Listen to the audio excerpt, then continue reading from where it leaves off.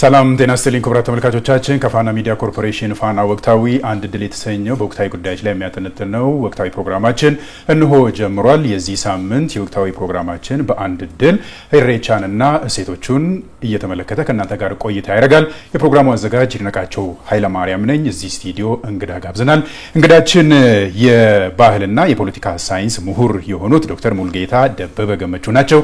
ከሳቸው ጋር የተወሰነ ከኢሬቻና እሴቶቹ ላይ ቆይታ እናደርጋለን። አብራችሁን ቆዩ። ዶክተር እንኳን በሰላም መጡ። እንኳን አደረሰዎት። እንኳን ደህና ቆየኝ አንተም። ኢሬቻ እንግዲህ በስፋት በኦሮሞ ህዝብ በጣም በየአመቱ የሚከበር ብዙ በሚሊዮን የሚቆጠሩ ህዝቦች የሚሳተፉበት ነገ ማለትም ቅዳሜ በሆረ ፍንፍኔ የሚከበር እሁድ ደግሞ በቢሾፍቱ ሆረ አርሰዴ በስፋት ይከበራልና ከወዲሁኑ እርሶንም የኦሮሞን ህዝብንም እንኳን አደረሳችሁ ማለት እንፈልጋለን። እንኳን አብሮ አደረሰን። ኢሬቻ እንግዲህ ብዙ ሴቶች አሉት። ዛሬ በሴቶቹና ከሱ ጋር ተያይዘው ከነሱ ጉዳዮች ላይ ሰፋ ያለ ነገር ያነሱልናል። ብዙ ነገር ከርሶ እንማራለን ብለን ነው የምናስበው። ባህል ላይ በደንብ እንደተመራመረ ሰው የኦሮሞን ባህል በቅርበት እንደሚያክሰው ኢሬቻና ምንነቱን እናነሳለን፣ ብዙ ነገሮች እናነሳለንና ወደ መጀመሪያው ጥያቄ ልሂድና ለብዙ ሰዎች ጥያቄ የሚሆነው ኢሬቻ ምንድነው ከሚለው ተነስተን ወደ ሌሎች ጥያቄ እንሄዳለን። እንቀጥል። አመሰግናለሁ። እንግዲህ ስለ ኢሬቻ ስናወራ ስለ ገዳ ሳናነሳ ማለፍ አስቸጋሪ ይሆናል። ገዳ እንደሚታወቀው ላለፉት 500 ዓመታት በላይ የዲሞክራሲ ተምሳሌት ሆኖ በዚህ ኤሪያ ላይ የቆየ ስርዓት ነው። ከ73 እስከ 75 የሚደርሱ አባገዳዎች በየ8 ዓመቱ እየተዘዋወሩበት ያስተዳደሩ ስርዓት ነው። እንግዲህ አንዳንድ ቦታ ኢሬቻ ይባላል፣ ብዙ ቦታ ኢሬቻ ይባላል፣ ኢሬሳም ይባላል፣ ኢባዩም ይባላል። በተለያየ ስም እንደምታውቀው የገዳ ስርዓት ሴንትራላይዝድ አልሆነም። በየቦታው በተለያዩ የኦሮሞ ክፍሎች በተለያየ መልኩ ይከበራል። እግዚአብሔር ማመስገን የሚለው ጋ ነው። ኢሬቻ 2 ጊዜ ነው የሚከበረው።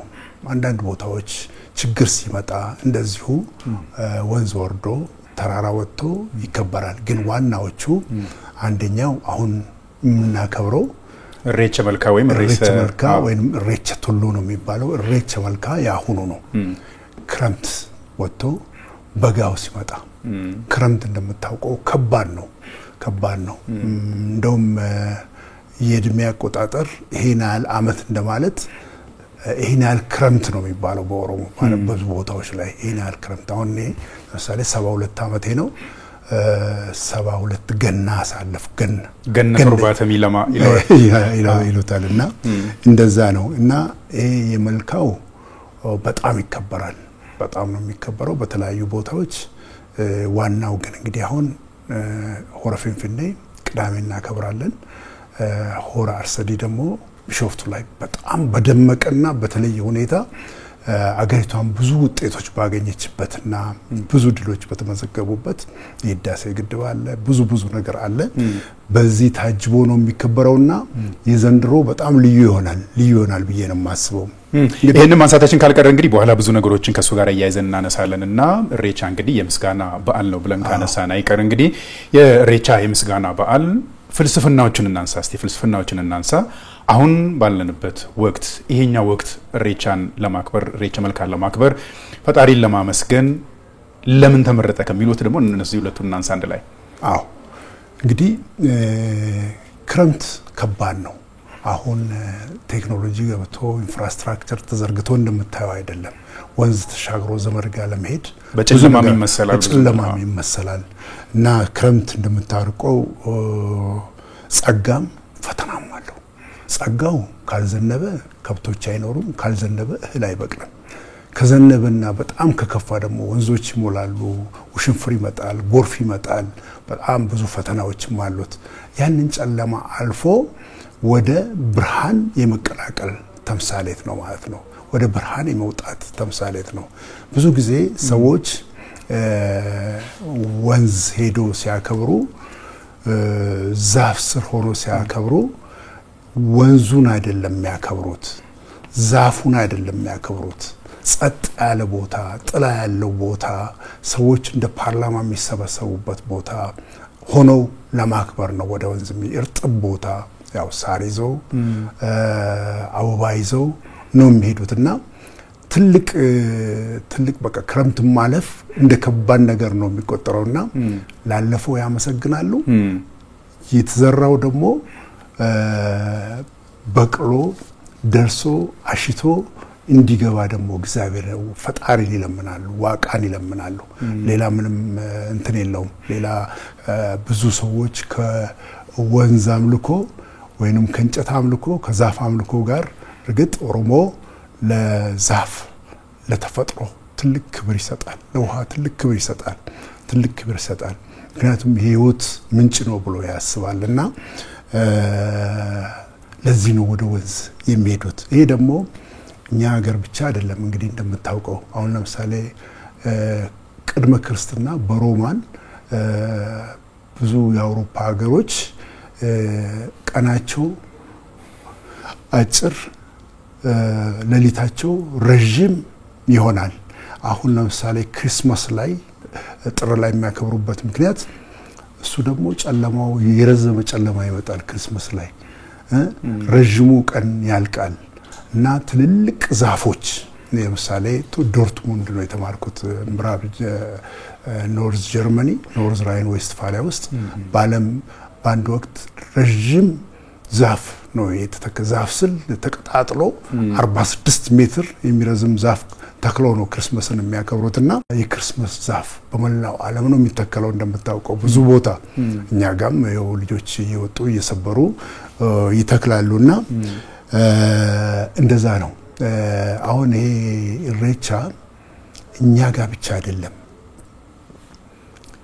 ብዙ ቦታ ነው የሚከበረው እኛ ስለ ኦሮሚያ ውስጥ ኢትዮጵያ ውስጥ ብቻ አይደለም ኢቭን ኬንያ ታንዛኒያ እንደዚህ አይነት ስርዓቶች አሉ በኢትዮጵያ ውስጥ ደግሞ ኦሮሞ ብቻ አይደለም ሲዳማ አለ ጌዲዮ አለ አው ሌሎችም አሉ ኢቭን ሀዲያ በሰዓቱ ይለያያል እንጂ ያከብሩታል ይሄ ከምን ጋር ነው ያለፈውን ማመስገን የሚመጣውን መለመን ላይ ያተኮረ ነው ሌላ ምንም ነገር የለውም ለዚህ ነው የሚከበረው ኢሬቻ የምስጋና በዓል ነው ብለን አንስተናል የምስጋና በዓሎት እንግዲህ ወደ ኢትዮጵያ ውስጥ የተለያዩ ብሔረሰቦች ጋር ይከበራል ከዛም በኋላ ደግሞ ወደ ምዕራባውያን ስንሄድም ታንክስ ጊቪንግ ብለው የምስጋና በዓልም ይኖራቸዋል እነሱና አንድ ላይ እናምጣቸው ምንድነው የሚያመሳሰላቸው የኦሮሞን ህዝብ የምስጋና በዓል የሆነውን ኢሬቻ ምን ይለያቸዋል ምን ያመሳሰላቸዋል የሚለውን እናንሳ በጣም ገራሚ ነው እኔ እውነቴን ነው የምልህ ብዙ አገር ላይ ነው ይዞርኩት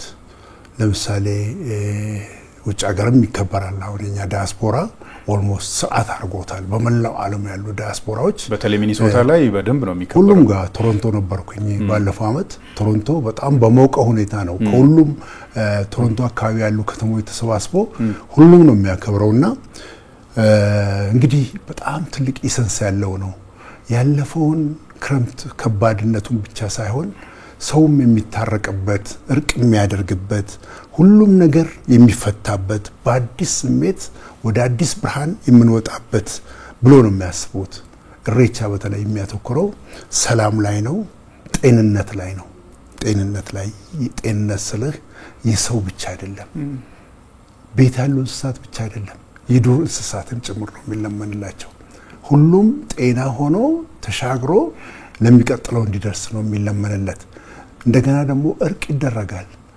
ይሄንን በሆድ ቂም በቀል ጥላቻ ይዘህ ወደ ኢሬቻ መሄድ አትችልም በዚህ በኦሮሞ ስርዓት ውስጥ ፍቅኸው አራክፈን ወጣጣህን እዛ መግባት ያለበት በጠቅላላው ይሄን ካለ ወደዛ መሄዱ አለመሄዱ ነው የሚሻለው ኢሬቻ የሰላም ተምሳሌት ላይ ነው የሚላለው ከዛ ጋር ታይዞ ነው እና በኦሮሞ ያው እንደምታውቀው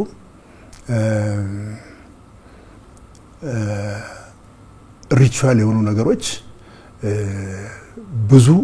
ብዙ ችግሮቻቸውን የሚፈቱት በራሳቸው በገዳ ስርዓት ውስጥ ነው አያንቶች አሉ ሽማግሌዎች አሉ ላይ ሽማግሌ ብያለው መንግስት ብቻ አይደለም ሽማግሌዎች መንግስትና ያስተዳደር ስርዓቱ ሌላ ነገር ላይ ነው የሚያተኩረው ሽማግሌ ግን አገርን ሰላም አድርጎ ማስጠበቅ ይታረቁት የተጣሉትን በማስታረቅ ላይ በጣም ያተኩራል አለስንቄዎችም እንደዚህ ሆናቸው ያጅባሉ አሁን ለምሳሌ አልፈታም ያሉ ነገሮችን እነሱ ሴቶቹ ስንቄያቸውን ይዘው ሲመጡ ሁሉም ስብር ይላል ይርቅም ይወርዳል እና በጣም ሪች የሆነ ስትራክቸርድ የሆነ ለእያንዳንዱ ነገር ቁልፍ ያለው ስርዓት ነው የገዳ ስርዓትና ኢሬቻ እንግዲህ ይሄ ነው። ይሄንን ካነሳን አይቀር እንግዲህ ቅድም የተወሰነ የነካኩልኝ ግን በስፋት ብናነሳውና ሁሉም ሰው ቢያውቀው ብያነሳውት ኢሬቻ ሁለት ጊዜ ይከበራል ብለን ያነሳ ነው። አንደኛው በወርሃ መስከረም መስቀል ተከብሮ በመጀመሪያው እሁድም ይከበራል። ከዛ በኋላ ደግሞ ወደዛ ተጠገተን በበጋ ወራት የሚከበረው የኢሬቻ ቱሉ የምንለው አለ። ግንቦት አካባቢ የሚከበሩትና ሁለቱ ኢሬቻዎች ምን ይለያቸዋል? ኢሬቻ ቱሉ የምንለው ወደ ጋራ ተወጥቶ የሚከበረው ለምን ጋራ ተመረጠ የሚለውን ቅድም የውሃውን ስላነሱልኝ እነዚህ ሁለቱን እንያቸው እስቲ ዶክተር።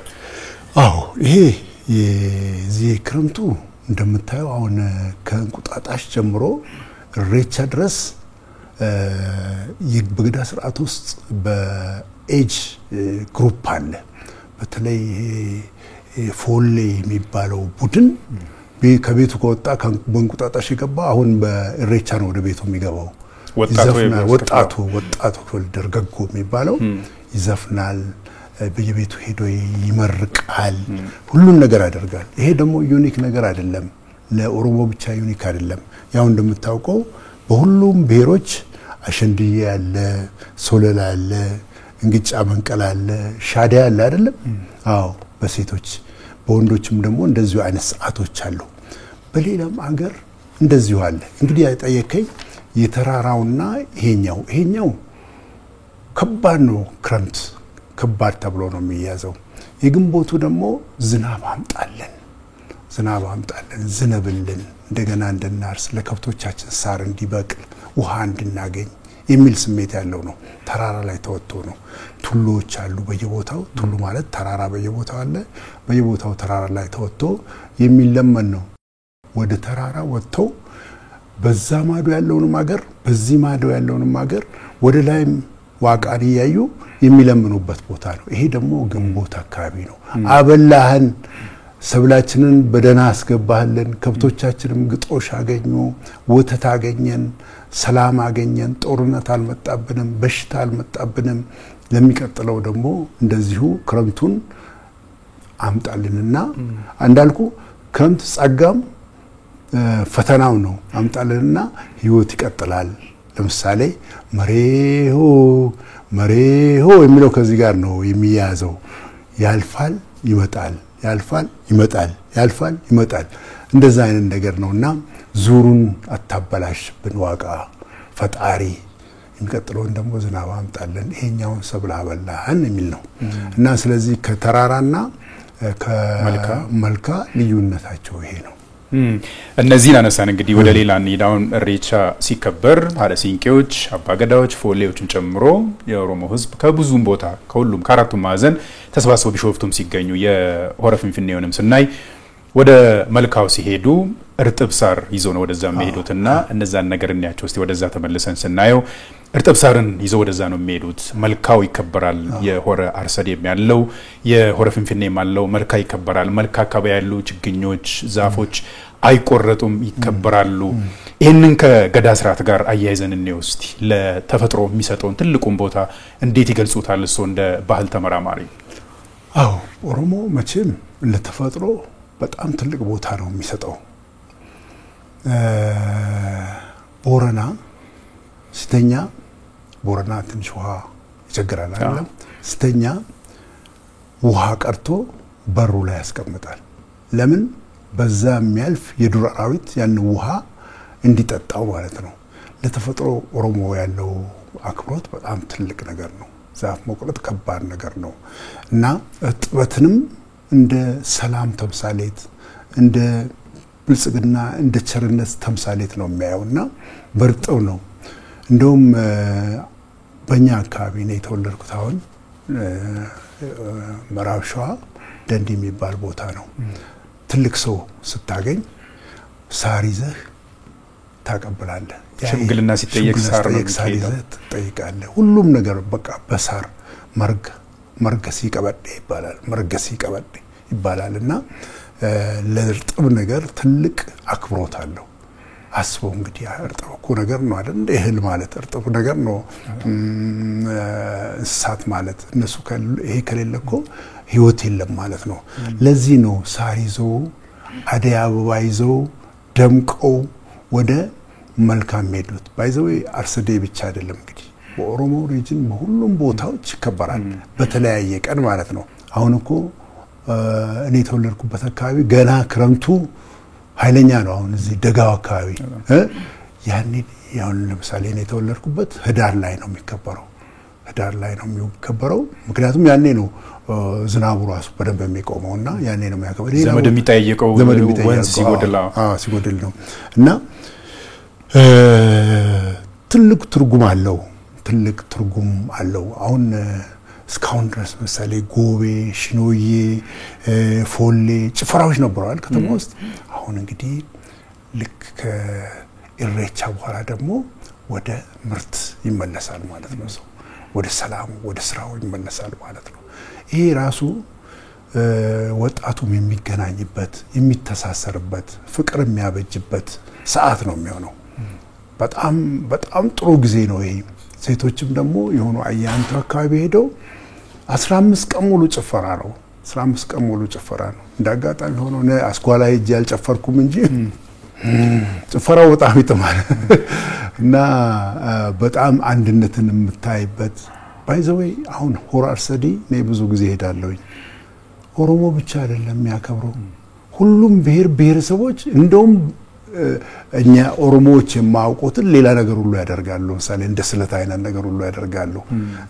ኦሮሞ ውስጥ ይሄ ተለመደ አይደለም ሄደ እግዚአብሔርን ትለምናለ ላለፈው ታመሰግናለ ሌሎቹ ግን ከራሳቸው ባህል ጋር በተያያዘ ይሄን አርገልኝኛል ብለው የሚሳሉ ሁሉ እንዳሉ ነው ያየነው እዛ አካባቢና ሁሉም ብሔረሰቦች ናቸው እዛ ሄደው የሚያከብሩት ኢሬቻን እንግዲህ ከጎረቤት ክልሎች የሚመጡ ወንድም እህቶችም በስፋት ያከብሩታል እኔም ሆራ አርሰዴን የመታደም እድል አግኝቻለሁና የሚያሳምሩ ከወላይታ የሚመጡ ከሲዳማ ከጌዲዮ ራቅ ብሎ ደግሞ ከሌሎች ቦታ በወንድማማችነት በፍቅርም ያከብሩአሉና ዶክተር ወደ አረንጓዴውና ወደ ለምላሜው ለመልሶትና ቅድም ያነሱልኝ የኦሮሞ ህዝብ ወደ ሆራ አርሰዴም ሲሄድ ሆረ ፊንፊኔም ሲሄድ አደሲንቄዎችም አባገዳዎችም ይዞ የሚሄዱት እርጥብ ሳር አለ ለአካባቢ ጥበቃ የሚሰጠውን እናስታውሳለን ወደ ሌሎች ወደ ጋሞ አካባቢ ስንሄድም እርጥብ ሲያነሱ ከእርቅ ጋር ያያይዙታል ወደ ሌሎችም ወደ ሰሜኑ ሀገራችንም ክፍል ስንሄድም ከእርጥብ ጋር የሚያያዙ ነገሮች አሉና የኢትዮጵያ ብሔረሰቦች ምናልባት አንድ የሚያረገን አንድ የሚያስተሳስረን ነገር አለ ለሚለው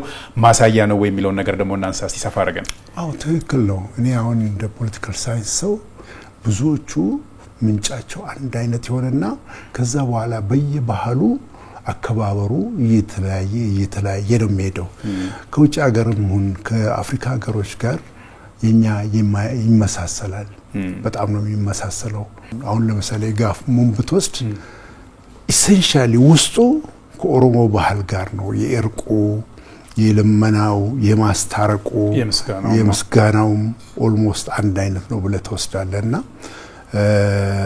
የተሳሰረ ነው ሊራራቅም አይችልም ምክንያቱም ህዝብ እንዲህ አይደለም በድንበር የሚኖረው እንዲህ ነው ውስጥ ለውስጥ ተሳስሮ ነው የሚኖረው በዚሁ መሰረት ባህሉም ቋንቋውም አሳሰቡም ይተሳሰራል አንድ ላይ ተስማምቶና ተሰካክቶ ተጋምዶ ስለሚኖር ማለት ነው ይሄ ነው ይሄንን ካነሳና ይቀር እንግዲህ ቅድም የተወሰነ እርሶ የሚያነሱልኝ የኢሬቻ በዓል በሆረ ፊንፊኔም ሆራ አርሰዴም ሲከበር ከጎረቤት ክልሎች የሚመጡ ወንድሞችን በስፋት አሉ ብለን አንስተናል ከቅርብ ጊዜ ወዲህ ደግሞ ከአፍሪካም ወንድምቶች መጥተው ያከበሩ ነው ኬንያን ጨምሮ በአብዛኛዎቹን ኢሬቻን እስቲ አንድ የማረጊያ ተምሳሌትነቱን እንዴት ያውታል ብሎ ያስባሉ እርሶ ከኢትዮጵያም አልፎ ከኦሮሞም አልፎ ወደ አፍሪካ ተሻግሯልና እነዚህ የአንድነትን ተምሳሌትነቱን እኔ አዎ እንግዲህ የገዳ ስርዓት በ2009 በዩኔስኮ የተመዘገበ ስርዓት ነው ኢንታንጂብል ሄሪቴጅ ተብሎ ተመዝግቧል ኢሬቻ የዛ አካል ነው አሁን በአሁኑ ወቅት እንደምታውቀው አገሪቷ በጣም በከፍተኛ ደረጃ የጦዘ ደረጃ ላይ ነው ያለችው ከአፍሪካ ህብረት 38ኛው ስብሰባ በኋላ ወደዚህ የሚፈልሰው የጋዜጠኛ ብዛት የመሪ ብዛት የጎብኚ ብዛት የቱሪስት ብዛት በጣም ብዙ ነው ኢሬቻ ደግሞ አሁን ባለኝ መረጃ በጣም ብዙ የውጭ ዜጎች ናቸው የመጡት በአሁኑ ወቅት በጣም ብዙ እኔ ራሴ 3 እንግዶች አሉኝ በግሌ ከውጭ የወጡ ማለት ነው እና በጣም ብዙ እንግዶች ናቸው የመጡትና ኢሬቻን ለመሳተፍ ለማየት እርግጥ መንግስትም ያደረገው ዝግጅት በቅርብ ጊዜ ሄጄ አይቼዋለሁ። ምናልባት ሰርፕራይዝ ሊያደርግ ከሆነ ምስጢር እንዳላወጣ እንጂ በጣም ከፍተኛ ዝግጅት አለ። ሆራ አርሰዴ ላይ ያለው ዝግጅት በጣም የሚገርም በዚህ ጊዜ ውስጥ ይሄ ተሰራው የሚያሰኝ አፍ የሚያሲዝ ዝግጅት ነው ያለው። አዳራሹ አምፊ ቲያትሩ በጣም ብዙ ነገር ነው ያለውና ዙሪያውን ያለው ነገር ሁሉ ልክ እንደ ኮሪዶር ልማት የተደረገው ልማት በጣም ከፍተኛ ነው። ዘንድሮ በቃ ቤንችማርክ ነው ብዬ ነው የማየውና ጥሩ ነገር ይታያል ብዬ ነው የማስበው። ከውጪ በጣም ብዙ ዜጎች ይመጣሉ። አይደለም ሌሎች የኛ ዲያስፖራዎች ድሮዛ አይደለም ያከብሩት። ዘንድሮ ግን እንዳለ ጓዛቸውን ጠቅልለው ኢሬቻ ዘንድሮ እናከብራለን ብሎ ወጥተዋል። እኔ እንጃ ሀገር ውስጥ ያለው ሰው እንዴት እነሱን ያለ ተዘጋጀ አይመስለኝምና በጣም ብዙ ሰው ነው የሚሳተፈው ብዬ አስባለሁ። ኢሬቻን እንግዲህ በዚህ ደረጃ አንስተናል፣ ባህላዊነቱን አንስተናል፣ አስተሳሳሪነቱን፣ የሰላም ተምሳሌነቱን አንስተናል እና ዶክተር በተለይ እነዚህ ነገሮችን አስተዋወቀን ለአንድነታችን መነሻ ለአንድነታችን ማጠናከሪያስ እንዴት እንጠቀመው የሚለውን ደግሞ እናንሳ እስቲ በስፋት። አዎ ይሄ እንግዲህ ምንድነው መለመድ ያለበት ነገር አለ። መለመድ ያለበት ነገር አንዱ ያንዱን አግኖ አንዱ የሌላውን አኮስምኖ ማየት የለበትም። ባህል የየራሱ ነው። አንዳንዱ ያው ከውጭም ኤግዞቲክ የሆኑ ባህሎች አሉን፣ ከውስጥ ደግሞ ኢንዲጂነስ የሆኑ ባህሎች አሉን። እኔ እዛው ተቸንክረን መቅረት አለብን የሚል እምነትም የለንም። ግን ባህላችንን በኦሮሞ ለምሳሌ የሚባሉ ነገሮች አሉ። ይሄ አዳ፣ ዱዳ፣ ሰፉ የሚባሉ ባህል ሴት ቫልዩአችንን እነዚህን ጠብቀን ከሀዲዳችን ሳንወጣ እንዴት ነው አገራችን የራሷ ታሪክ የራሱ ባህል ያለት አገር ናት ብለን የምናሳውቀው የሚለው ላይ አተኩረን በመከባበር አንዱ ያንዱን በማክበር አሁን ባለፈው እኔ አሸንድዬ ትግራይ ሄጄ ነበር። አሁንም ከትግራይ የሚመጡ ይሄን ለማየት በጣም ብዙ ናቸው ብዬ አስባለሁ። ላሊበላም እንደዚሁ በአንድ ወቅት ሄጄ ነበር። በጣም በሚገርም ደረጃ ነው የሚከበረው እዛ። ከዛም ደግሞ አሁን እንደዚሁ መምጣት መለመድ አለበት። ይሄ መተሳሰርን፣ አንድነትን፣ መተዋወቅን ያመጣል። ባህል ከተባለ እምነት ከተባለ አንዱ ካንዱ ይበልጣል ብሎ ተቸንክሮ ግትር ብሎ አንዱን ማኮስመን አንዱን ማግነን አያስፈልግም። ሁሉም የየራሱን አክብሮ ግን ከጊዜው ጋር የሚሄዱ ነገሮችን እያመጡ ልክ ዶክተር አብይ የመደመር እሳቤ ላይ እንደሚሉት ከኋላ የምንወስደውን አሁን የምንጫወተውን ለወደፊቱ ደግሞ የምንገነባውን እንደዚህ እያደረግን እየሰራን መሄድ ይኖርብናል ብዬ ነው የማስበው። ኢሬቻ እንግዲህ የገዳ ስርዓት አንዱ ፒላር ነው ብለን አንስተናል። ገዳ ስርዓት ዩኔስኮ ላይ ተመዝግቦ ከኦሮሞ ህዝብ ከኢትዮጵያ አልፎ የዓለም ሀብቱናልና ኢሬቻን በዛ ደረጃ ለማስተዋወቅም ብዙ ስራዎች እየተሰሩ ነው። ከዚህ አንፃር ኢሬቻ ቅድም ያንስተናል የአንድነታችን መገለጫ ነው፣ ለአንድነታችን መጠቀም አለብን ብለናል። ከኢኮኖሚ አንፃር ብናየው ከቱሪዝሙ ብዙ ነገሮችን ልንጠቀም እንችላለንና ከማስተዋወቅና ከመሸት አንፃርስ የተሰሩ ስራዎች በቂ ናቸው ወይ? ምንስ መሰራት አለበት ብለው ያነሳሉ ሰው ዶክተር? አዎ እሱ ጥሩ ጥያቄ ያነሳው። አሁን ገዳ ስርዓትን ለማስመዝገብ የተከፈለው መስዋዕትነት በጣም ብዙ ነበር። እርግጥ አሁንም በኦሮሚያ ደረጃ የኦሮሞ የባህል ምርምር ሴንተር ተከፍቷል። ራሱን ችሎ ብዙ መጽሐፍቶች ምርምር ማዕከል ተከፍቷል። እየተሰራ ነው ያለው። ግን አሁን እኔ የሚሰማኝ በእርግጥ ወጣቱም ሆነ ህብረተሰቡ ያንን ሴንተር የሚያወጣቸውን ጽሁፎች ተጠቅሞ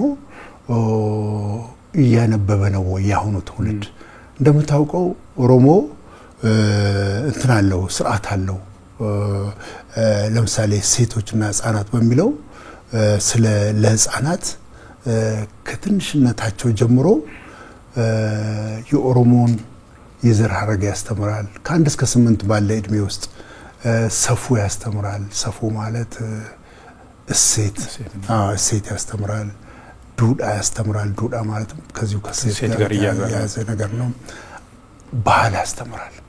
ባህል ውስጥ በጣም ሰፊ ነገሮች ናቸው ያሉት ከእንስሳት ከቤት እንስሳት ጋር የተያዙ ከሰው ጋር የተያዙ በጣም ከተፈጥሮ ሀብት ጋር የተያዙ እነዚህ ነገሮች ለልጆቹ ያስተምራል አሁን በዚህ በሶሻል ሚዲያ ጫጭር ነገሮች ስለተያዙ እኔ ባህል ማዕከሉ የሚያወጣቸው ነገሮችም በደንብ ያነበብነ ነው ብዬ አላስብምና እዛ ላይ ትኩረት ማድረግ አለብን ብዬ አስባለሁ በርግጥ አሁን ጥረቶች አሉ አሁን የገዳ ስርዓት ከሪኩለም ውስጥ ገብቷል ከሪኩለም ማለት ደግሞ እንደ ዛፍ ተከላ ወይንም እንደ ጤፍ ዘር ዘንድሮ አሁን ተዘርቶ ኔክስት ይር የሚታይ አይደለም በ10 በ15 አመት ውስጥ ውጤቱ የሚታይ ነው የዘንድሮን የማትሪክ ውጤት አይታል ብዙ ነው የተሰራበት ብዙ ተሰርቶበት ከብዙ አመት በኋላ የተገኘ ፍሬ ነው አሁን ከቡኡራ ቦሩ ጀምሮ ብዙ ስራዎች እየተሰሩ ናቸው መቼ ነው የምታየው ቢያንስ 15 አመት 20 አመት ይፈጃል ማለት ነው ገባ ስለዚህ መንግስት ደረጃ በሱ ጥረቶች አሉ በጣም ብዙ ጥረቶች አሉ ወጣቱም የዚህ ጥረቶች ህዝቡም የዚህ ጥረቶች ተጠቃሚ መሆን አለበት ትንሽ ከስሜት ውስጥ ወጥተን ቆም ብለን እየተገረዘብን ያነበብን ወደፊት ምንራመድበት እየተመካከርን ወደፊት ምንራመድበት ሁኔታ መፍጠር አለብን ብዬ አስባለሁ ጥረቶች አሉ በመንግስት ብቻ የሚሆን አይደለም ሁሉም ዩኒቨርሲቲዎች ትምህርት ቤቶች ህዝቡ እንዳለ ይሄን ነገር በደንብ ሊያየው ይገባል ብዬ አስባለሁ ለዓለም ከመሸጥ አንፃር ሚሊዮን እንዲያንሱልኝ ፈለኩኝ ወደ ብራዚል ስንሄድ ሳምባም ብዙ ፌስቲቫሎች አሉ ቀለል ያሉ ምናልባትም ከኛ ጋር የማይገናኙ የኛ ቅድም እንዳነሱልኝ ከስርዓት ጋር በጣም የሚገናኝ ረጅም አመት ያስቆጠረ ከገዳ ስርዓትም ጋር የሚያዙ ነገር ሆኖ ብዙም ሳይሰራበት የቆየ ያም ሆኖ ግን ብዙ ሚሊዮኖች ህዝቦች የሚሳተፉበት ነው ወደ ሌሎች ዓለም ሀገራት ስንሄድ ይሄንን እሬቻን የማይክሉ ነገር ግን ብዙ ቱሪስት መሳብ የሚችሉ ለሀገር አንድነት የሚጠቀሙበት ለኢኮኖሚ የሚጠቀሙበትን ብዙ ሲያስተዋውቁ እናያለንና ከዛ አንፃር ለዓለም ከማስተዋወቅ አንፃር ከመሸጥ አንፃር በደንብ ሰርተናል የሚለው ነገር እንዲያነሱልኝ ነው የፈለኩት ከነመብት ያቀጣጫው እውነት ነው አሁን ኢንፍራስትራክቸር አርሰዲ ላይ አለ እንደገና የኦሮሚያ ቱሪዝም ኮሚሽን በጣም ማደንቀው ተቋም ነው ባይዘዌይ ቱሪዝም ኮሚሽን ኢቭን ከዚህ ኮቪድ ከነበረበት ጊዜ ጀምሮ በዛን ጊዜ ሰው መንቀሳቀስ አይችልም ፕሮሞሽኑ ግን በጣም ሃይ ነበር ታስታውስ እንደሆነ አሁንም በጣም ፕሮሞት ያደረጉ ናቸው ኦሮሚያ ውስጥ አሁን ብዙ የቱሪስት መዳረሻዎች አሉ አዲስ አበባ ራሱ አይተም ማጨረሰው ፊንፊኔ ራሱ አይተም ማጨረሰው ነገር ነው አሁን ሆራ አርሰዲ ተጨመረ ወንጭ ያለ ብዙ የሚታዩ የቡና ኦሪጂን የሆነው ጅማውን በጣም የደመቀች የፈካች ነው ያለችው ቱሪስት በፍጹም በቀላሉ አይቶት የማይገባበት ደረጃ ላይ ነው ያለው አሁን እኔ በቂ ተሰርቷል ማለት ይቸግረኛል በጣም መሰራት አለበት በዚህ ላይ ደግሞ ህዝቡም ትብብሩም ማሳየት አለበት ሰላማችንን ማምጣት አለብን የሚሸጡ ነገሮች አሉን የምንሸጥበት መንገድ ሰላሙ ነው የሚያመቻችለንና ሰላሙ ላይ ተኩረን በጣም መስራት አለብን በያስባለሁኝ ጥረቶች አሉ ግን ይሄ በቂ ነው ብዬ አላስብም በጣም ጥረቶች አሉ ወለት ለመናገር ዶክተር መጨረሻ ላይ አንድ ድል ስጦትና ከሬቻ ጋር ተያይዞ የኦሮሞም ህዝብ ሆነ መላው ኢትዮጵያ ህዝብ ቢረዳው ቢያውቀው የቀረ ነገር አለ ብሎ የሚያነሱት ነገር ካለ መጨረሻ ላይ ድል ስጦት ጥሩ ነው እኔ ቀረም ነው መተሳሰብ መከባበር አለብን እያንዳንዳችን እቺን ሀገር በጋራ ነው ያለን ያንዳንዱ አካባቢ ላይ የተለያየ ባህል ሊኖረን ይችላል እነዛ ባህሎችም የተራራቁ አይደሉም በተለያየ መገለጫዎች ይገለጻሉ እንጂ ኦልሞስት ሲሄዱ አንድ አይነት ናቸው ስለዚህ ሀገራችንን አበባ ነው የሚያደርጉት እንጂ እነዚህ አያጠለሹትም ስለዚህ በመከባበር በመተባበር በሰላም የሬቻ ጊዜ እንዲያልፍ የራሳችንን አገነን ሌላና አኮስምነን አይሆንም ባህል ማለት ሁሉም የራሱ አለው እና ወደ ኋላም ተቸንክረን መቅረት የለብንም ወደፊት ምን ወስድበት ሁኔታ ያጠናን ዴቨሎፕ ያደረገን የምንሄድበትን መንገድ መስራት አለብን ምሁራንም ይሄን መስራት አለባቸው ባለ ሀብቶች ትኩረት ሰጥቶ መስራት አለባቸው መንግስትም ከዚህ የበለጠ እርምጃ መራመድ አለበት ብዬ ነው ማስበው ዶክተር ለጊዜው እጅግ አድርጌ አመሰግናለሁ መልካም የሬቻ በዓል ይሁንልዎት እኔም አመሰግናለሁ ክቡራን ተመልካቾቻችን ከፋና ሚዲያ ኮርፖሬሽን ፋና ወቅታዊ አንድ ድል በተሰኘው ፕሮግራማችን የእሬቻ በዓል እሴቶችና ከሱ ጋር ተያይዞ ያሉ ፍልስፍናዎችን በስፋት አይተናል። የፕሮግራሙ አዘጋጅ ይድነቃቸው ኃይለ ማርያም ነበርኩኝ። በጉዳዩ ላይ ሰፋ ያለ ጠለቅ ያለ ማብራሪያ ሰጥቶን የባህልና የፖለቲካል ሳይንስ ምሁር የሆኑት ዶክተር ሙልጌታ ደበበ ገመቹ ናቸው። እኔ የፕሮግራሙ አዘጋጅ ይድነቃቸው ኃይለ ማርያም ነበርኩኝ። ለመላው የኦሮሞ ሕዝብ መልካም የእሬቻ በዓል ይሁንላችሁ። ጤና ይስጥልኝ።